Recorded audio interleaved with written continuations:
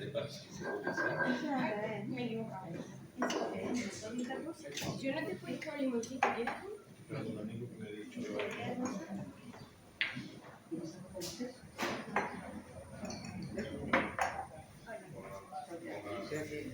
a delicada. ¿Eso es tónico? Sí. Ah, ya lleva un poquito, así por eso el color no es. Le pone el color según lo que etiqueta según. Cuando queráis, ¿vale? Vamos a empezar.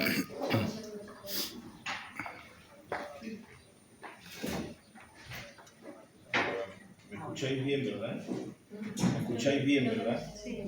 Sí. El tuyo, lo importante, Sí, el mío. el tuyo se escucha bien. Ese oye bien. A mí se me escucha bien, yo tengo buena voz. Estoy acostumbrado. Pero si te pones un poquito se escucha mejor. Pero Claro. tienes que acercar un poco. Acércalo más al izquierda, Lo pones a la altura tuya. Así mejor, ¿no? Pero no lo tiene encendido, Espérate. Cristóbal. Ay, qué tonto. Ay, Ahora sí. ahora sí. Ahora sí, ¿no? Vale. Bueno, quiero agradecer vuestra presencia en esta calurosa tarde de abril a todas las personas aquí congregadas, a los organizadores, a los socios de este Bellavista Club Social, por acogernos y por darnos y por daros la oportunidad de entrar en la órbita poética de una mujer como Concha Gil, aparentemente frágil, pero en realidad es un universo en sí misma. Cuando le pregunté a Concha Gil por su último libro, me contestó lo siguiente: no puedo decirte dónde encontrarías un ejemplar de Udumbara, porque están todos aquí, dormidos, posiblemente soñando dentro de una caja de cartón semiabierta, en mi guardilla, desde donde ahora te escribo. Y no me pareció justo, sobre todo después de haberlo tenido en mis manos y de haberlo degustado con entusiasmo, comprendiendo que es una lectura consoladora y a la vez punzante, fruto de una experiencia y de una vida no exenta de dificultades, fruto también de una sensibilidad y de una espiritualidad exquisita. Es muy difícil en Concha distinguir la frontera que separa a la poeta de la persona y viceversa. Me dice que la poesía es en nosotros, la poesía no se explica, la poesía es, tampoco se demuestra, se muestra. Y añade: quien explica un rayo de sol lo niega. La poesía no ha de interpretarse, pues es instantánea, inefable. En ese vano instante de escribir, lo más que logramos es contaminar su pureza, que ya está en nosotros, dentro y fuera, en la naturaleza, en la terredad del pájaro y de la flor, en la música y en el silencio, en la desnudez de la semilla, en la fuerza del rizoma, en la resiliencia de la piedra. No considero para nada humilde su creación poética. Es en realidad sublime, por lo que transmite, de una sutileza nada común, porque nunca se precipita, porque cada palabra parece medida, con contrapesos internos, de modo que siempre encuentra el equilibrio entre la desnudez y la hondura. Y luego su forma de hilvanarla, sin que se vea el hilo, sin costura. Dice la mujer que cada mirada es un mundo, que el mundo es y seguirá siendo, incluso antes o después de todas esas miradas finitas, pasajeras, y se declara la poeta no en demiurgo, sino en servidora de lo que en el fondo entiende que es innombrable. Me confiesa, siempre tan exigente consigo misma y con su obra, que podría seguir perfeccionando Udumbara, lo cual demuestra por una parte su humildad creadora, esa búsqueda de la sencillez, y por otro su inconformismo y su compromiso como hilo conductor entre el poema que existe por sí mismo y la realidad o lienzo donde se plasma. Es Udumbara un poemario extenso, dividido en 7 partes, con un contenido misceláneo en un sentido, según me confiesa la propia autora, cronológico, compuesto por diferentes teselas simbólicas, lineales, abstractas e incluso surrealistas, que van componiendo a su vez 7 mosaicos, que más que separar en sus palabras, engarzan la experiencia de lo que somos. Qué mejor forma de entrar en su mundo que a través de un poema, que a mí me encanta, de su segundo libro. Te he esperado, como el silencio espera a otro silencio, o como un grito espera a otro grito. Te he esperado como la vida espera a la vida. Te he esperado en el desgarro súbito de la nube, transparente anticipo de algún arcoíris, en la lluvia que besa los pálpitos estremecidos o los amontonados cadáveres de guerra, en la multitud enajenada, en los alaridos, en el amotinado de la calle, en el anonimato de la calle. Te he esperado en las gargantas que rompen en sílabas, en los diferentes acentos, en las manifestaciones de las palabras, frente a los mohosos espejos de los bares o de las evidentes y rancias habitaciones secretas, o solo desde este sitio con olor antiguo de lo que dejó de ser.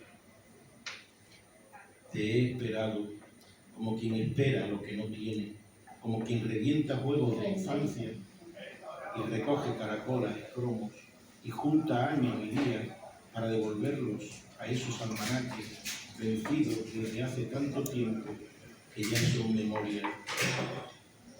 Te he esperado con el corazón hecho simiente, desde el silencio intacto de las cosas, en la viva letra de los libros, con violetas y jazmines agonizantes en el pelo, en los labios, viendo pasar los trenes. Te he esperado en todos los besos que di y en esos que no daré nunca, en las azucenas mojadas por tantas auroras, en los paisajes blancos de nieve o de sal, en las desplegadas aventuras juveniles, en el misterio de las rosas, en la brillantez de la piel humana.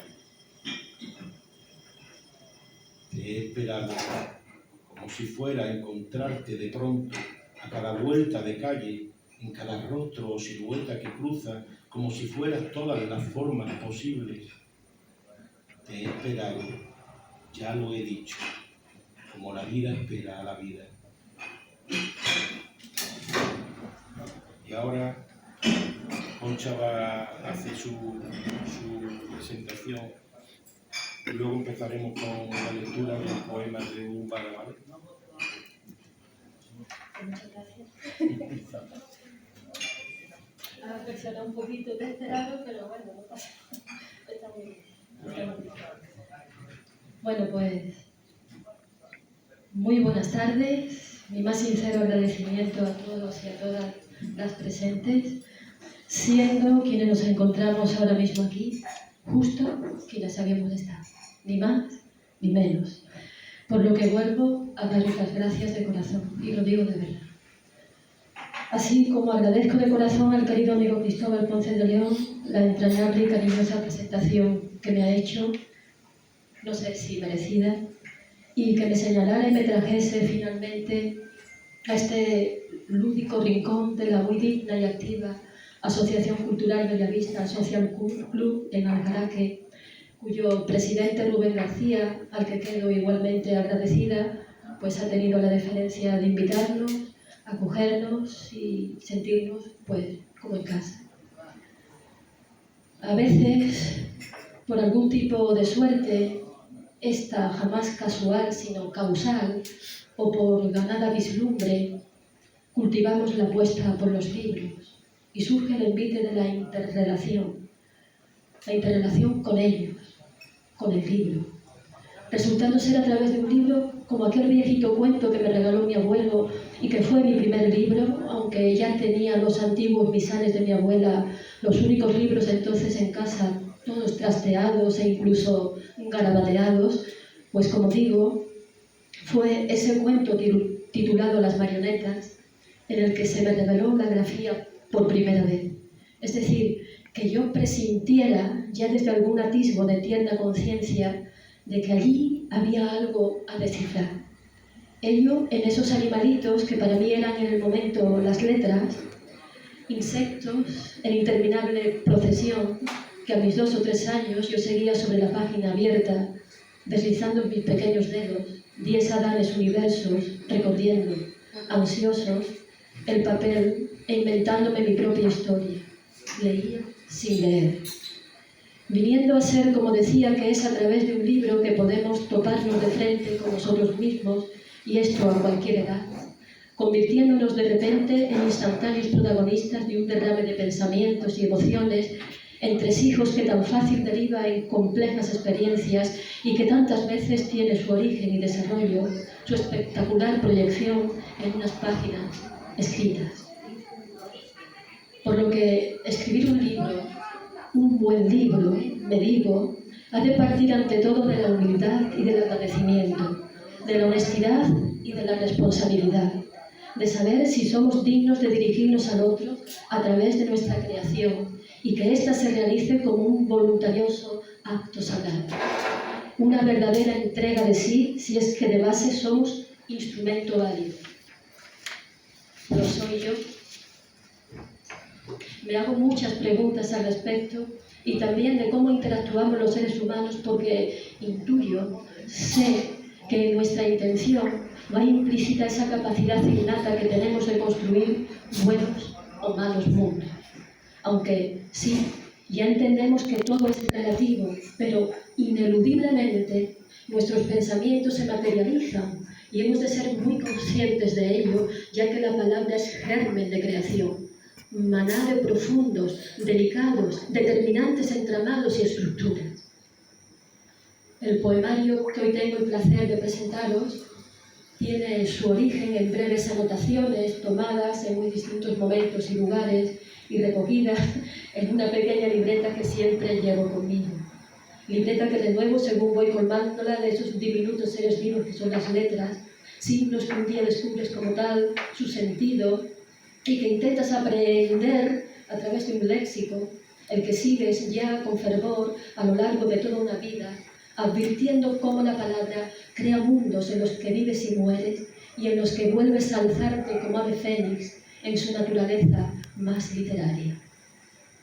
Así, este poemario, como la misma flor de Urumbara, que solo florece cada 3000 años y de la que oí hablar por primera vez a mi muy respetado y amado Tai, el extraordinario monje zen Thich Nhat Hanh, que falleció no hace mucho, hará un año, año y pico creo, es en sí una verdadera rareza, incluso una extravagancia, lograda a base de un venir a darse las condiciones necesarias para que lo que estaba oculto y disperso en el tiempo y en el espacio, esas dos ilusoriedades de tan evidente realidad convencional, se manifieste, converja y se agrupe como una supuesta miscelánea, ya que en su trabajado equilibrio por acoger a cada elemento en su más íntimo tono y ritmo poéticos, Urumbara se homogeneiza en su heterogénea. Es decir, que las causalidades que conforman su substancia y su corpus, solo por quedar así reunidas, revierten en armonía dentro de las posibles disonancias o el caos que pudiera derivarse de tal atrevimiento, junto a la mezcla de modelos expresivos alto vanguardistas. Urumbara, aunque Cristóbal ya ha dicho algo, pero lo confirmo y no sé si igual me extiendo un poquito más o no, pues Urumbara está estructurado en 7 bloques en los que intento que sus respectivos contenidos, desde los giros más abstractos y surrealistas hasta las más convencionales expresiones lineales, pasando por la cercana prosa poética, conformen un avenido correlato, al menos en su inspirado trasfondo, y que viene a ser mi propia experiencia creativa. Es un querer mostrar diferentes secuencias experienciales, su manifestación y su decir, aflorando desde el subconsciente al estado consciente, a través del lenguaje, usando y ajustando a esos mismos y distintos niveles de conciencia. ¿Puede hacer esto la poesía? Cualquier logro al respecto, por muy pequeño que fuera y de haberlo, de este humilde poemario, ha requerido de mí una verdadera entrega y una más que atenta dedicación, así como su creación me ha procurado un profundísimo gozo y un inexcusable aprendizaje, sintiendo a veces recibir durante su proceso de gestación algo semejante a esos guijarros de luz que, desde las hojas estremecidas de algún centenario eucalipto, caen sobre las páginas abiertas del libro que lees, sentada bajo la imponente sombra de sus largas y cuasi perennes ramas, viniéndome así por ello a la memoria el incomparable maestro Jorge Luis Borges, cuando dice que un libro es una cosa entre las cosas, un volumen perdido entre volúmenes que pueblan el indiferente universo hasta que da con su lector, con el ser destinado a sus símbolos. Espero, queridas y queridos, que ahí entre vosotros y vosotras se encuentre ese lector o lectora, ese pájaro de desván a quien está dedicado Udupara, y sienta suficiente curiosidad como para interesarse y así acercarse a esta tangible originalidad que hoy os ofrezco. Y fue tal día como hoy, 11 de abril, hace 38 años, que yo enterraba a mi madre. Y ya sabemos que estas íntimas y sentidas experiencias jamás se olvidan. Así que es a mi madre a quien dedico hoy, muy especialmente, esta presentación voluntaria. Muchas gracias.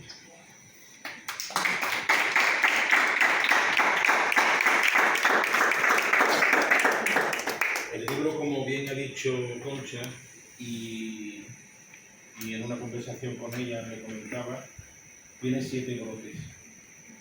7 partes, 7 brotes diferentes. En el primero lo ha titulado De lo indecible, y en el intento de dejar testimonio escrito, escribe entre paréntesis. Entonces, yo quería preguntarte, Concha, ponerte en este aprieto, ¿qué es para ti, así de forma breve, qué te refieres con lo indecible? Pues sí, me pones en este aprieto. Yo entiendo que todo lo que se hace palabra no expresa realmente lo que en el fondo y de manera más auténtica sentimos, percibimos, intuimos. Entonces, esos sustratos de la conciencia, yo para mí no son decibles, son indecibles. Entonces, esto es un intento, no sé si un remedio de intento de, pues eso, de hacer que la palabra pueda mostrar, pues, esas infinitas verdades que a veces pues, tenemos esos chispazos y dices, y mi mirada en mil mundos, o sea, cada ser humano tiene su propia conciencia y su particularidad. Me doy por satisfecho. Podemos empezar la lectura de esa primera parte. Bueno, yo espero que os encontréis a gusto. Si en algún momento os cansáis, paramos y no pasa nada. Y bueno, y nada, yo me siento aquí ahora mismo en familia. Y lo agradezco. El poemario lleva una sola cita, mitad de autoría y mitad de Khalil Gibran, que está muy olvidado Khalil Gibran, pero fue un gran poeta, un ser muy profundo. Y muerto el sol, un puñado de pájaros, negra tiza, entropía de unos cuervos que cabrillean en el horizonte, surcan el vacío. Esta hora, en la que caen todas las 7 máscaras modeladas y usadas en 7 vidas. Así fue como me volví loco. Y he hallado libertad y salvación en mi locura. La libertad de estar solo y a salvo de ser comprendido, porque aquellos que nos comprenden esclavizan a algo nuestro.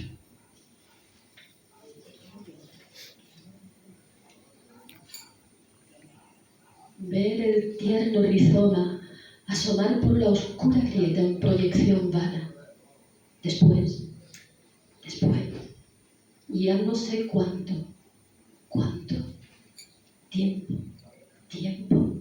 y fue el viaje, aunque y hasta ser nudo de los centenarios castaños, danza terral de su sombra, transcurrió la falacia del instante. Sí, yo también participé desde el sin tiempo innombrable de los muchos sacrificios. La luna dentro del agua del cubo del pozo gime, tiembla, chapotea. Paré mi rostro cuando el aire vino a ser una extraña conjetura.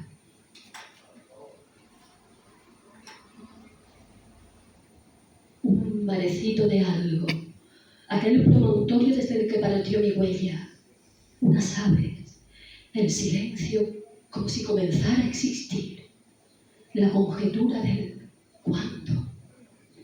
Esa gaviota, estallido contra la lid del día, sombra que cae como pañuelo sobre la cuarteada greda de mi faz. Quizás un marecito bajo el párpado que fulge un instante en el cómo de la vida.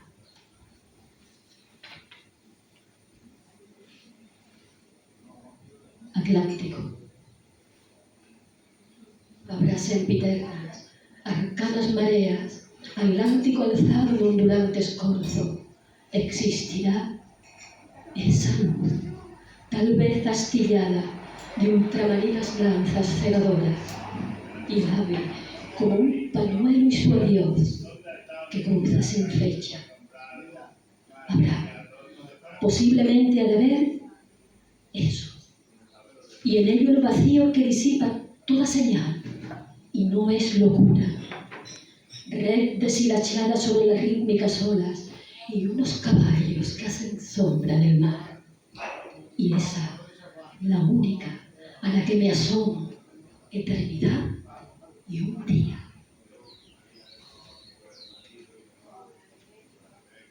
Por sobre el océano, luminosas, blandas, tibias aves insomnes planean adentro de la luz, infinito escapulario. Y la luz no las nombra, las reconoce. La tormenta de barro enfanga la tiara de los linderos, los vastos tapices de mieses. La lluvia, del color de la carne, arremete y licúa el hondo atardecer en el que vuelan las aves, perladas de líquido presente, como si nunca fueran a morir.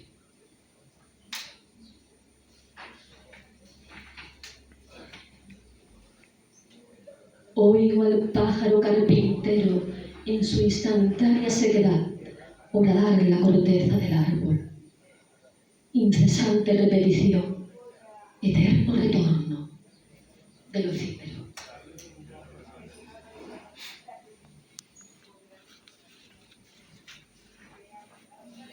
Gigantescas nubes se amontonan en la fragua del día.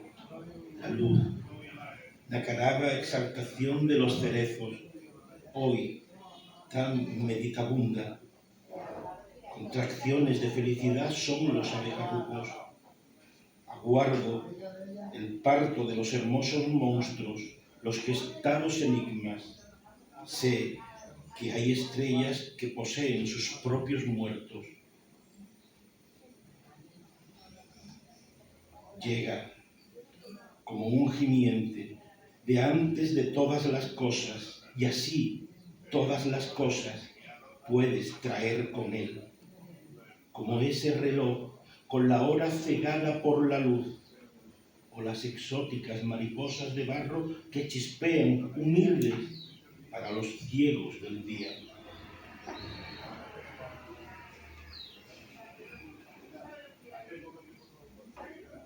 El dolor, la más límpida y más intensa sustancia del mundo, lacerante áncora a desanclar, o latinero del mediodía, hora sin sombra, salta.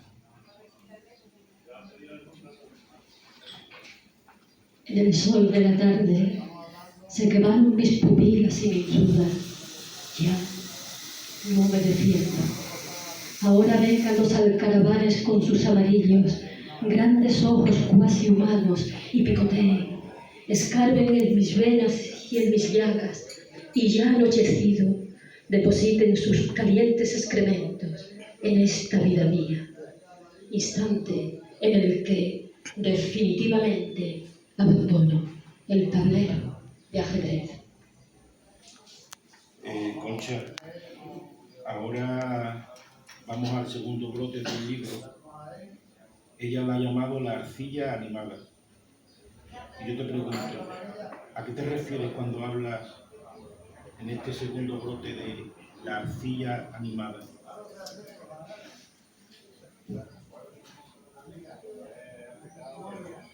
A ver, yo entiendo que estamos conformados nuestro organismo por los 5 elementos, más otro más sutil, entonces, los elementos mismos de la madre tierra. Y entiendo que somos eso, arcilla animada, sin entrar en ningún aspecto religioso, pero sí quizás en la propia mística de cada ser humano. Yo creo que cada ser humano es mística, es espiritualidad, y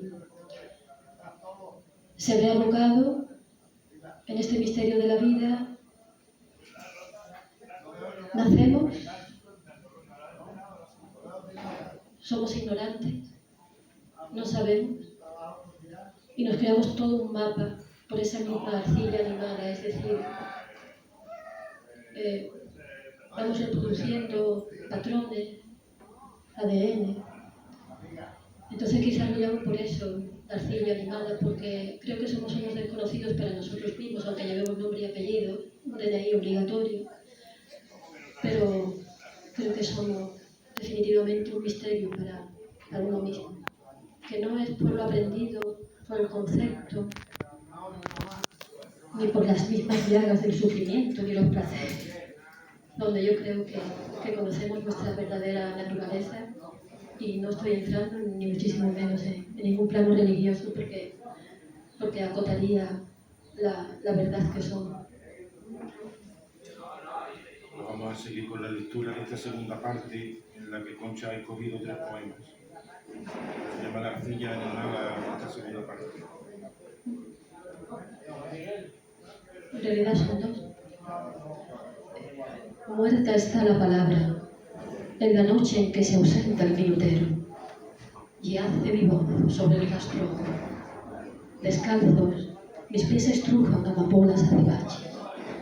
Aquí y ahora hundo mi huella y mi lágrima, tierra sagrada de mis ancestros, en la que todos los girasoles han sido decapitados.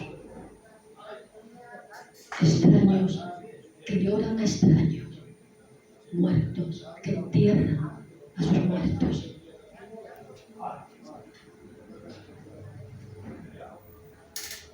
Contemplarme, la multiplicación de arrugas en el charol de la portada de Valer la pena, visor de poesía con Gelman asomado al reflejo de esa verdad consumada.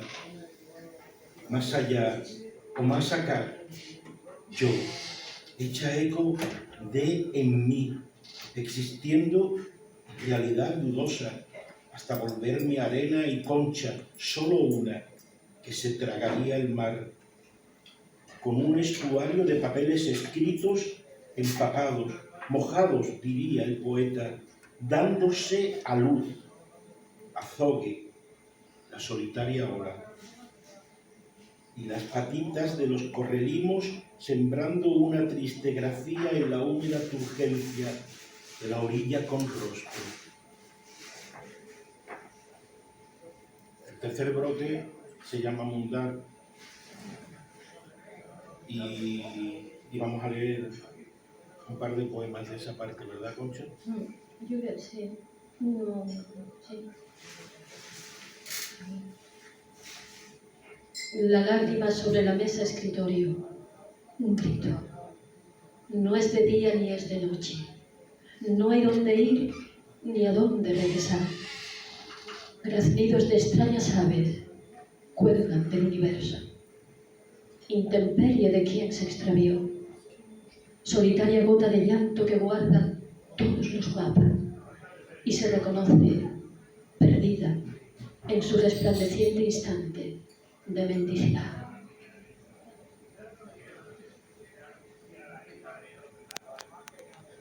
La 82. Esa, No, el otro. Sí, eso es. Este poema se llama Ahí, variaciones entre paréntesis. Ahí, donde el sol en su cénit hace del barco un diminuto punto. Riesgo será el oscurecer, travesía de la memoria en la que rielan viejas iniciales. Cuando miras los cóncavos espejos a través de los que velados se asoman antiguos rostros y surge esa líquida escombrera, chorreón dolorido, linfa del alma y alta mar, lágrima que corre hacia adentro y gimes hasta querer escupir todos los nombres. Así, porque te tragaste un silabario de recuerdos y calientes solsticios enhebrados por olas de secreta hermosura. El vaso de vino, las agujas de luz varan el verbo, el tuyo. allí, donde el temporal hace de la barca una tragedia, naufragio que en la distancia del olvido es mortal riesgo. Ahí, y es cuando te descubres en los cristales donde orina el óxido, tan sucios y distantes en la cercanía, que el azogue oculta ángulos y facciones mudas. Anochezca entonces en alta mar, y tú veas cómo se defiende la vida de la vida en su latido, cómo en cada hundimiento pierdes el nombre, la tibieza de la sangre, el amor, los enseres del amor, y gritas y aullas, y es tan extraño que beberás del hondo salobre de esa funesta madrugada como si la última, y ni una sola gota se te resistirá, tanto duele. Ahí, donde el ojo del huracán hace de la embarcación un infortunio, esquiva es la imagen en la lejanía, pespunte en cresta del oleaje que teje su desgracia.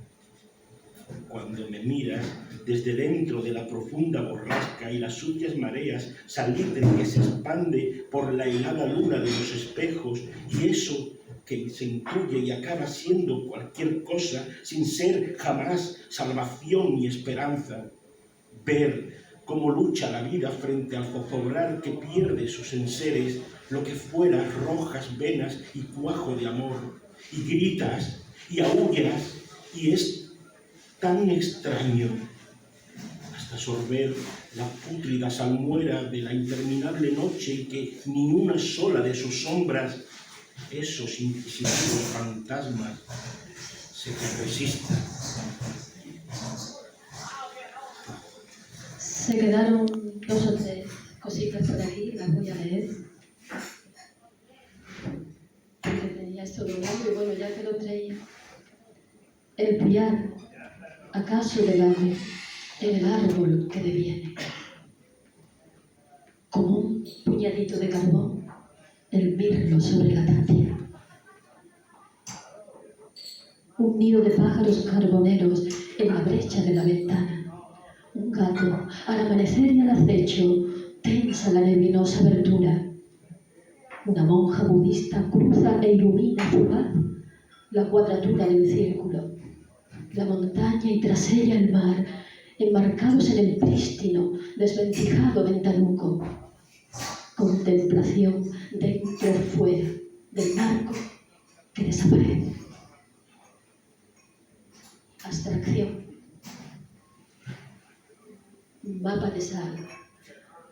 Un cordón de huellas conduce hasta el remoto faro. Flujo y reflujo de las aguas. Alguien me observa desde las márgenes del movimiento. Los relojes de arena se inundan de todas las luces. El envite de olas borra señales, fechas y ficciones. Cualquier pisada. Miriadas de Budas se encienden de pronto en la punta de un cabello. Y así que seguimos con los últimos poemas. Os enuncio simplemente que en el cuarto brote de este libro se llama La argolla del tiempo igual a pensamiento lineal. Esa es la parte en prosa del libro, de ahí no vamos a leer en principio. El quinto brote se llama Delirio del imaginario. Aquí sí quisiera preguntarte, Concha, porque nos llamó mucho la atención cuando en la presentación que hicimos en Lepe de tu libro con Santiago Aguadet surgió el nombre de Holland. Y me gustaría saber cómo ha influido ese autor en tu escritura. ¿Cómo ha influido Holland? Bueno, en realidad no ha influido, pero sí que fue un encuentro verdaderamente inesperado por un lado y por otro pues muy sorprendente, porque yo llevo una vida casi prácticamente monacal. Entonces eso, en aquellos momentos yo tenemos una casita en el término de Huelva, en el campo, que aquello no fue por capricho, sino fue por un problema que yo tuve muy serio, es un problema serio de salud. Allí no había nada, construimos 4 tabiques y yo me recuerdo durmiendo en una sábana en el suelo porque era donde únicamente dormía 1 minuto o 2 minutos y comía lo que cabía. Entonces, pues, no sé de qué manera yo conocí la poesía de este hombre que se desengañó también de todo lo que le rodeaba en su momento. Él pertenecía a unos movimientos que había entonces, de unos idearios, y bueno, finalmente pues él se desengañó y se encerró en casa. Se dice que echó las cortinas. Y me identifiqué con él porque fueron muchas las noches que allí en la Umbiva, pues se llama la Umbiva, aquel pequeña casita muy humilde, pero muy acogedora, está todo de barro y madera. Y sobre todo ya en esta época que entra, pues las luciernas como puñaditos en las manos. Y fue cuando descubrí a Holland. Entonces él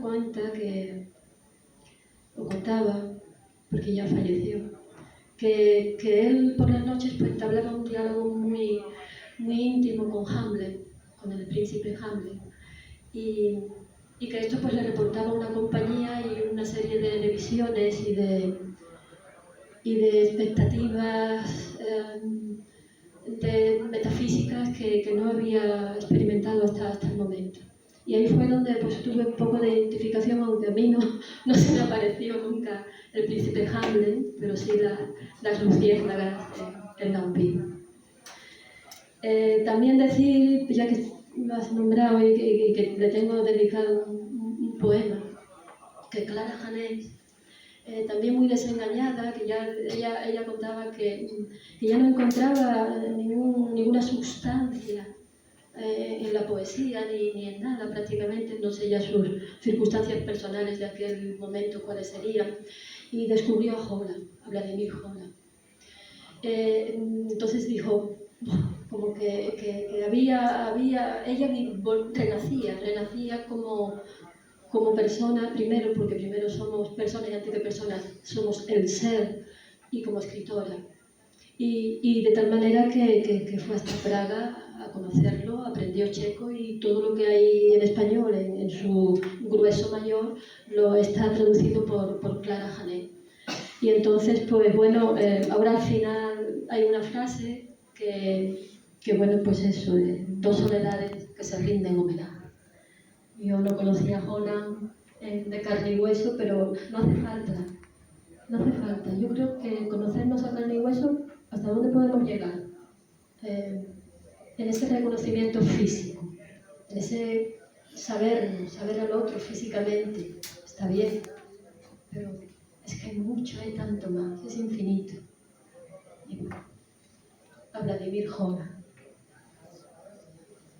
Esta luz, acento en la ruina otoñal del muro donde hierran a los caballos, el desportillado alféizar rizado de plantas, un encaje ocre de lata fugacidades, el frutero de senos naranjas donde el sol clava su guía.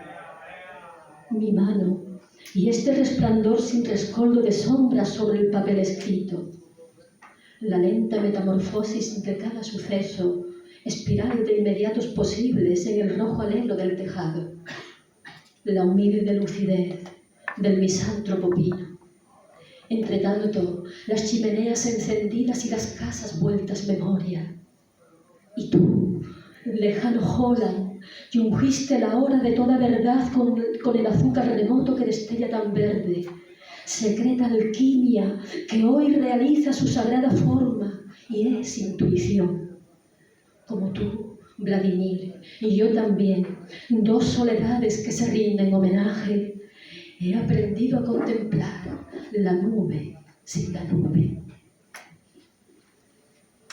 Precioso, Concha, de verdad. Para mí Concha es un descubrimiento y una satisfacción descubrirla, percibirla, sentirla, escucharla, leerle, de verdad. No sé qué os parecerá, pero yo con Concha es que no tengo palabras. No te pases. No, es verdad, ella lo sabe, la quiero.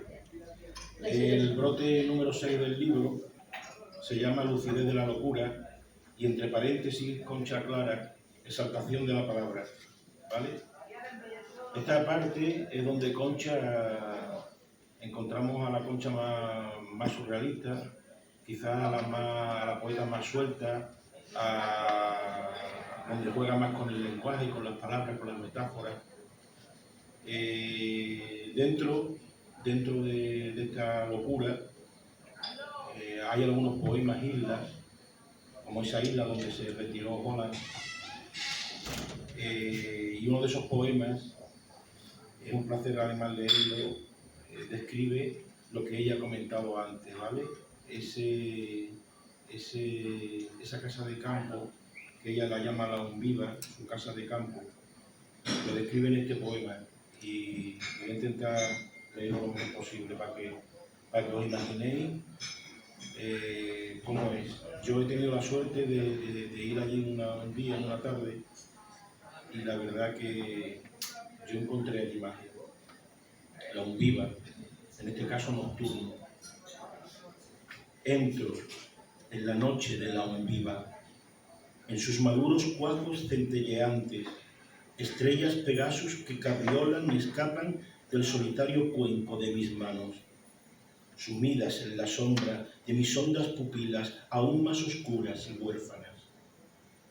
Entro en sus grillos azabaches, en sus luciérnagas que emanan insomnes de las verdes palmeras enanas, las que presiden la casa en silencio, y el eco de los humildes pequeños dioses y el rumor escondido de las ínfimas, y son todas las cosas.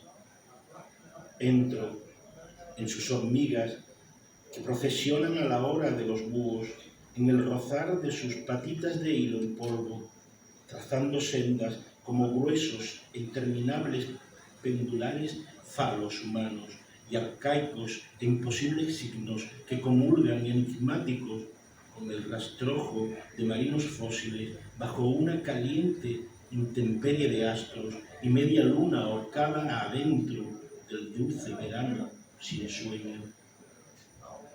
Entro en el terral rojo, remendado de placas de piedra de albero, con sus cigarros de luz y sus manchas de postreras lluvias, colosal esqueleto esparcido de la madre tierra que orbita, susurra nombres imposibles y muestra entidades traslúcidas y senos de jaspe tan negro, la que a veces llora, geoide, triangular, en continuo parto, de todo siempre testigo, con sus ojos como blancas memorias muy, muy, muy abiertos. Bueno, pues hemos llegado al último poema.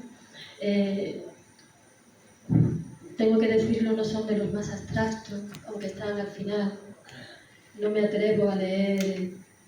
A mí sí me gustaría que leyeras el que tienes planteado, Sí. pero que terminaras con el poema de la página 147 que se llama Sofía.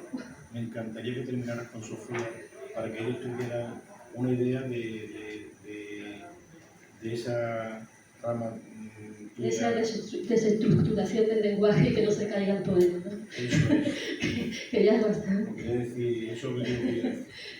Bueno, pues esta es, como les he dicho antes, esta casita humilde en el campo que aquello era, la verdad que era un pequeño vertedero y los limpiamos con nuestras manos. Y esto de que hablo es la vuelta a mi casa natal, en la que, bueno, sí, viaje a Jonás, vuelvo al vientre.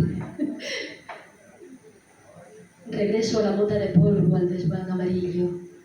Líquida mi voz, gota a gota, narra, cae y mancha la crujiente madera del descolorido suelo entamado. Murmuro mi propio rumor. Al leer el archipiélago del insomnio, el mal de Montano, la náusea, solenoide, todo lo que es capaz de eternizarse o desaparecer en el nunca jamás de esta luz encharcada.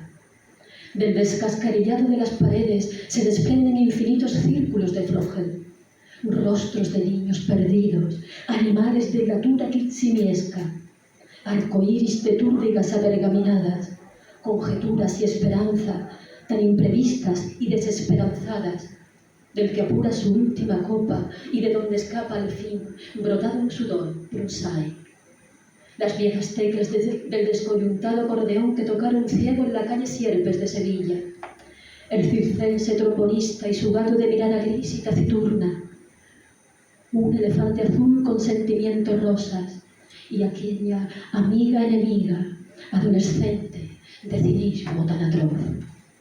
La saltimbanqui que se masturba con su larga e increíble lengua bífida, el biombo transparente del chocarrero, que viste y desviste su irizado y procaz esqueletito, entre tanto dialoga con su pulga, más pequeña que una pulga. Y toda la memoria de pronto cobijada, bajo un silencio como venido de lejos, ligero y espeso de tantos silencios, tal vez los pasos perdidos en cualquier sendero estelar. Mientras canta o gime la lluvia adentro de las venas. Uy, este acento quizás inútil, tan inútil, me declara saeta triste como un marecito donde chapotean todos los naufragios, al atravesar las necesarias e inequívocas estaciones naturales, las brechas de rastrojos inundados por el aguacero, lo que fuera terrosa dársena de polvorientos guijarros y amapolas de hilo, ahogadas en su efímera expresión de sangre, que no fue, las calientes atrelas, y ascender y agarrarme a los desgreñados acebuches del día, sin identidad, sin propósito, sin fecha, los que hoy luchan contra el propio vendaval, bajo la alta huella de tiza de los minerales aviones. De cuanto vi y supe, a un velero en color de la tarde, sus ligeros pájaros que vuelan como si nunca fuesen a morir. Camino andado o desandado, de todo el eco. Estacional rayo de sol, hebra de oro o gota de mercurio, fulgurante áncora que logra mi cansada frente, la que alzo y es un ruego, adentro del caliente latido de esta vieja guardilla, que no creer en nada también es una certidumbre.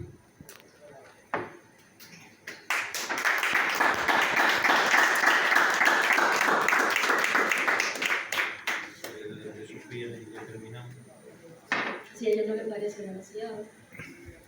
Y explicaré a quién se lo dedica y eso. Sí. Pues, no sé ya qué tiempo llevamos y bueno, si nos hemos excedido. No sé por qué me pide esto Cristóbal, pero bueno. No te preocupes. Estamos muy bien. Yo también. Bueno, esto es una chica, bueno, una muchacha, quiere decir una muchacha. Una muchacha mexicana que la conocí cuando yo presenté mi primer poemario, Texarixet, en Cádiz, en el castillo de Santa Catarina. Y yo, bueno, yo me he ido muchas veces, he cogido el tren en Sevilla, yo soy de Carrión de los Céspedes, de la provincia de Sevilla, y me he ido en el tren a Sevilla y de ahí he cogido el tren de Sevilla a Cádiz. Y no hace tanto, pero ya hace unos años yo no sabía que existía la bahía de Cádiz, sabía que existía pero no la había contemplado, o sea, no la había visto. Y cuando yo llegué a aquel castillo de San Sebastián, porque hay dos allí, el castillo de San Sebastián y el de Santa Catarina, a mí me pareció aquello de una inmensidad, de una infinitud, como nuestra propia mente, como seres que somos. Y mantuve pues muchos monólogos, diálogos con mi amado Atlántico. Y bueno, yo dije que si escribía algún poemario, pues que me gustaría presentarlo allí. Y una amiga, Carmen Marín, ella pues me posibilitó todo para poder presentar allí Texarixet. Además hizo exposiciones de pinturas, se hizo todo muy, muy lúdico, música, todo. Y Sofía pues apareció por allí. Ella es una muchacha mexicana, licenciada en Ciencias de la Información. Es poeta, es muy buena poeta y digamos que ella pues cuando me escuchó, no sé, tuvo un flechazo bastante directo con mi trabajo y me dijo que me quería editar. Bueno, pues no fue porque yo ya me había hecho mi autoedición y bueno, pues se creó una hermosa amistad. Entonces, pues yo pues un poco intentando describir también su propio mundo, pues hice este poema ya que sí que es más abstracto y no sé si cae también en el surrealismo. Se titula Sofía y es a ti, Sofía, triángulo de luz. Es un poema de largo aliento.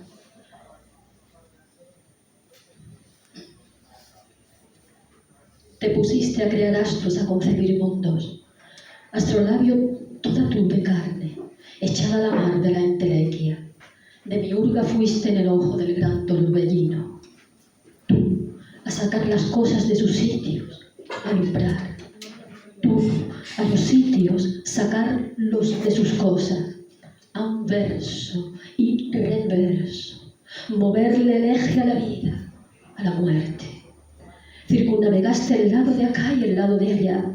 Recuerdo que surgían virginales soles. Tus ojos dejaron de ser tan negros de ser, candela o translúcida. Contemplabas la mistérica alegoría y al fin fuiste una. Así, porque sin límites, aunque a pedacitos. El porqué y el para qué, tableta de chocolate que masticabas en puro cacao de ilógica lógica. Logos a la octava, verbo tú, paladar, orden del caos. Te dedicaste a observar sospechas, sin sentido ni medida alguna para ninguna cosa. Alquimia de los elementos, visibles e invisibles. Crisol, el color, están los matices que existen entre la luz y la sombra. Nigromancia de la antimateria, de lo que no es y es sin serlo de él. O deseo tanto, morir porque no muero, de todos los innúmeros cuerpos, sobre todo de los cuerpos celestes. Tras refugiarte un tantito en realizarte en acento, en ese hablar incluso de ti contigo misma, de las estrellas, todas, de Sirio, Antares, Betelgeuse.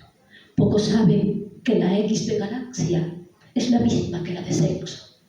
Las enaguas con, sin calaveritas o clavelinas oscilantes, bailaron. Volatería, impronta de las maromas, de las conjeturas y esperanzas o supuestos planetas tan vibrantes, vacío cósmico.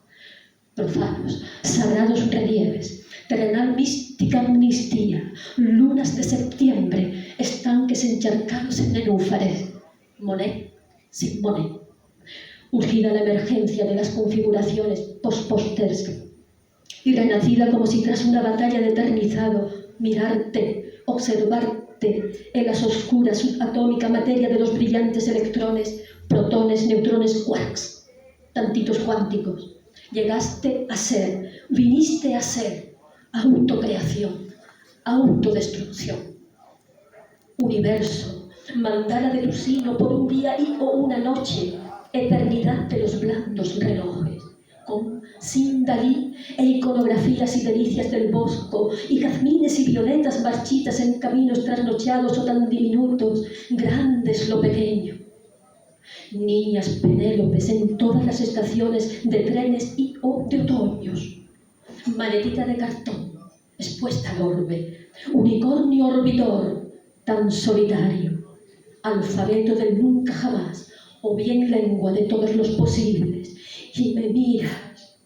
Cuando aúlla un perro al volar ese ave, mimos políglota en las Américas, extrapolado de norte a sur hasta llegar al centro. Cinturón de fuego y su ardida metáfora. Aquí, en Hispania, el cuadrúpedo quasi sapiens canis lupus no ladra al sinsonte, sino la vieja garza que roba el agua del lago y se lleva el pálido satélite cada noche, gota que tiembla en su gastado pico. ¿Quién eres?, me pregunto, y se abren tus cuencas manchadas de amapolas, que ya echó a andar la mirada, oráculo de múltiples e infinitos rumbos. Y yo te nombro por tu nombre verdadero, sin nombre. Ante, en mí, Sofía, de todos los tiempos sin tiempo, que deshace eones, reverberar del Big Bang en tu iris de nieve y ascuas acharoladas, porque aconteces, como es arriba, es abajo. El círculo hermético sincrónico, su símbolo visual por excelencia es el uroboros, la serpiente que se muerde la cola. Eso es el universo, una inmensa ameba que se devora a sí misma por amor y puro gozo de crear. Que tú nada ignoras para poder acogerlo todo. Por eso, ahora, sabes, sé que el gorrión que pía, posado sobre las ramas secas del milenario Jingho, jamás existió. Muchísimas gracias.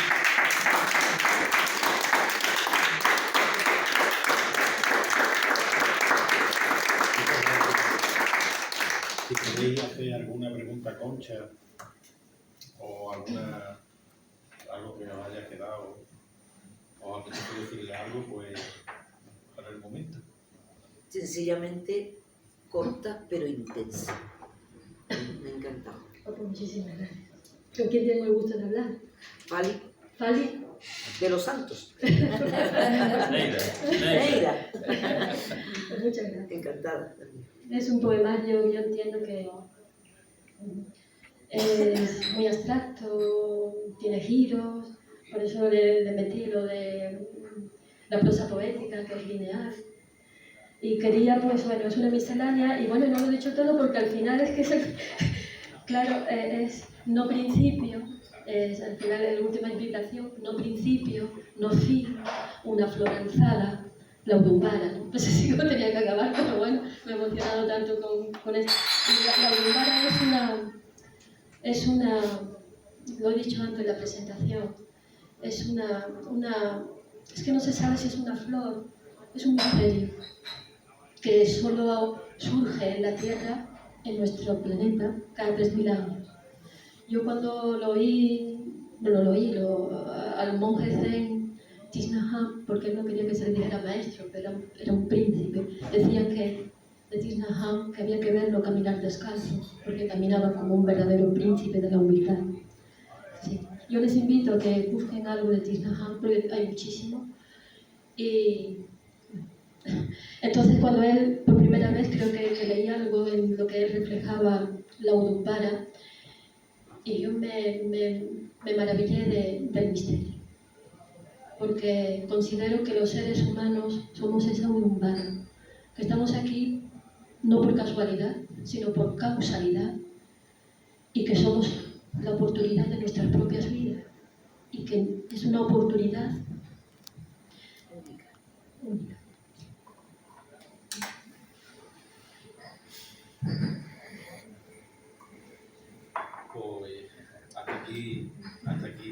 sido esta magnífica lectura de Concha. ¿Y usted? Bueno, yo acompañando. No. Muchas gracias. El libro, Concha ha traído libros, por si os interesa, ha traído libros.